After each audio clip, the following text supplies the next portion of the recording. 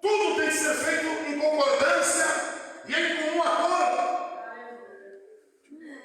A mulher ser sujeita em tudo ao seu marido não significa, não vale, como já vos disse, que a mulher é um tapete para o homem viver pisando nela. Negativo. É no sentido de viver em harmonia, em concordância um com o outro. Essa é a vontade de Deus para a família. Essa é a vontade de Deus para o seio familiar.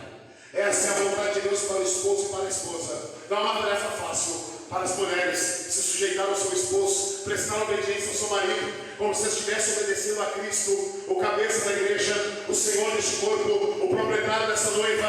Com certeza não é uma tarefa fácil. Teoricamente é fácil, como já disse, mas o Espírito Santo de Deus, o Paracleto divino, o Consolador, aquele que foi chamado e está ao nosso lado para nos ajudar, o Espírito da verdade, ele nos ensina, ele nos instrui, ele nos orienta, e se nós em tudo pedirmos e dependemos da direção dele, com certeza o nosso relacionamento, o casamento, a família será bem sucedida, será abençoada na presença do Senhor.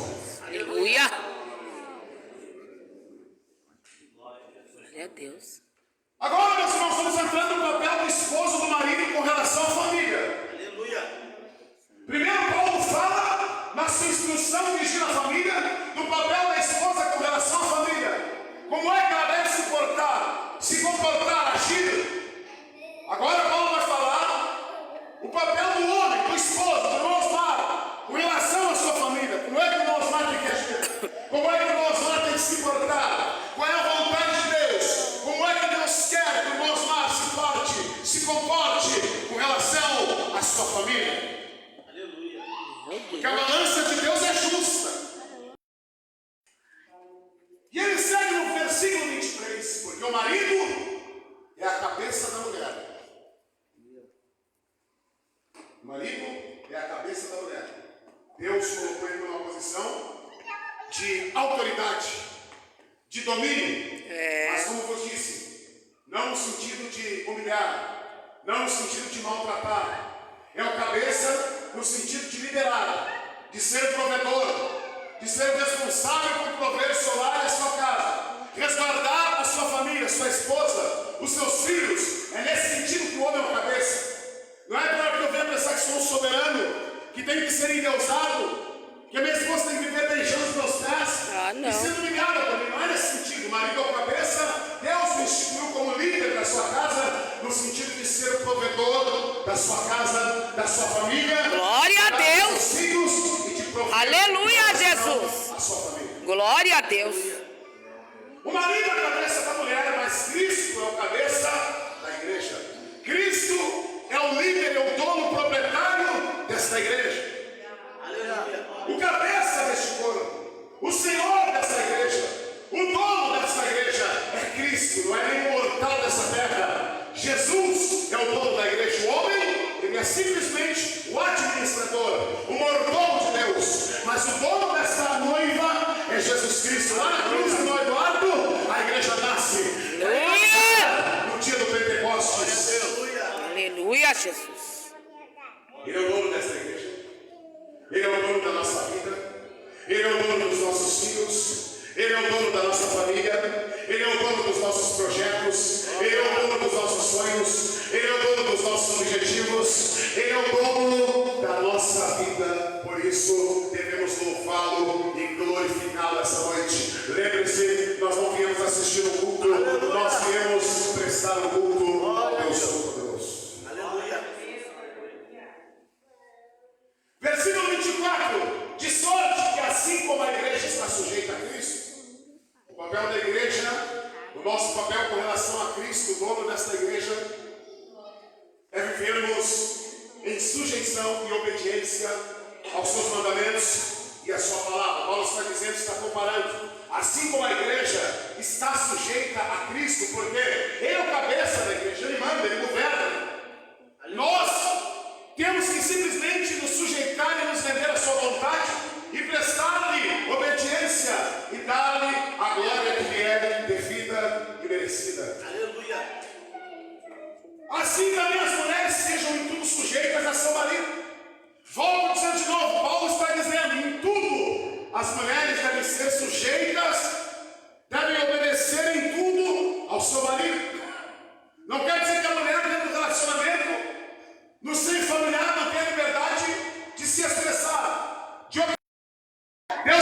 instrução para as mulheres, Deus tem puxão de orelha para as mulheres, mas Deus também tem instrução para os homens. Deus também tem correção para nós. Aleluia! Deus também tem puxão de orelha para nós os homens. Porque a balança de Deus é imparcial. Deus, Ele é justo. Deus, Ele é justo. Deus, Ele é justo. Meu Deus, é Jesus. Ele está olhando, quando olha para dentro do meu lado, o comportamento da irmã Janice. Mas Ele também está olhando o comportamento do irmão Osmar. Viu? Ele está olhando o comportamento da sua esposa, meu irmão, mas também está olhando e avaliando o seu comportamento também. Aleluia, glória a Deus. Porque Deus é justo. Estamos no mesmo pé de igualdade na visão de Deus. Nenhum é maior e nem melhor. Nós nunca devemos dizer, eu sou o cabeça. Portanto, na verdade, você é como se fosse minha escrava.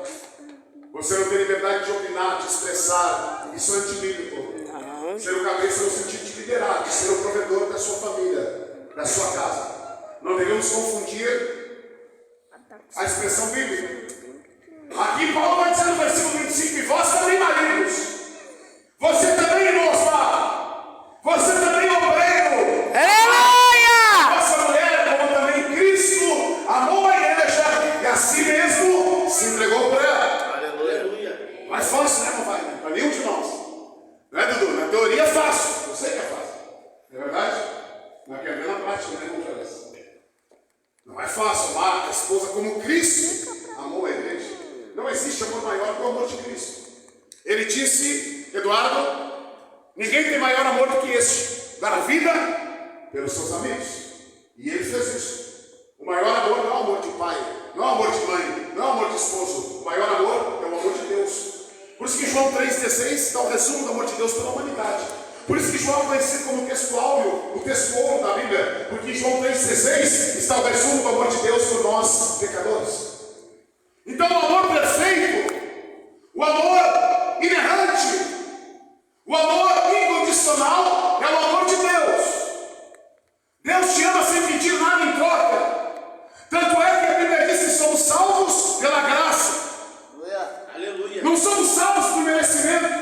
Não somos salvos pelas obras. É favor imerecido, chaves, é graça de Deus. Glória. Aleluia. O nosso destino é no inferno, não é condenação eterna, no Hades.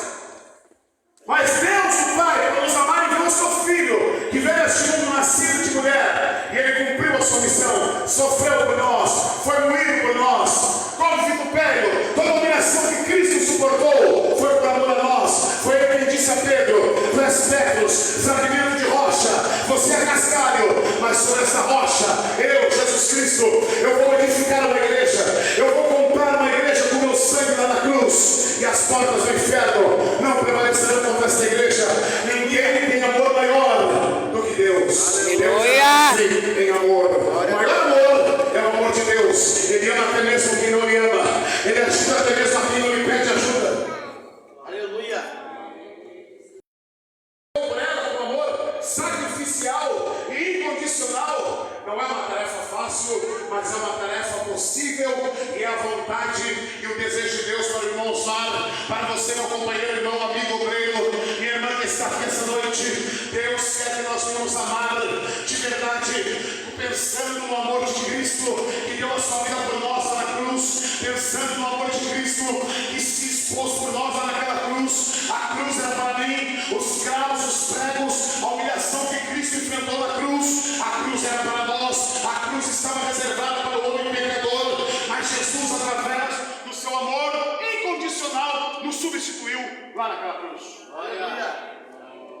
Então, amar a esposa como Cristo amou a igreja e se entregou por ela, não é uma tarefa fácil, mas é Deus aqui usando Paulo na expressão bíblica ao instruir a família.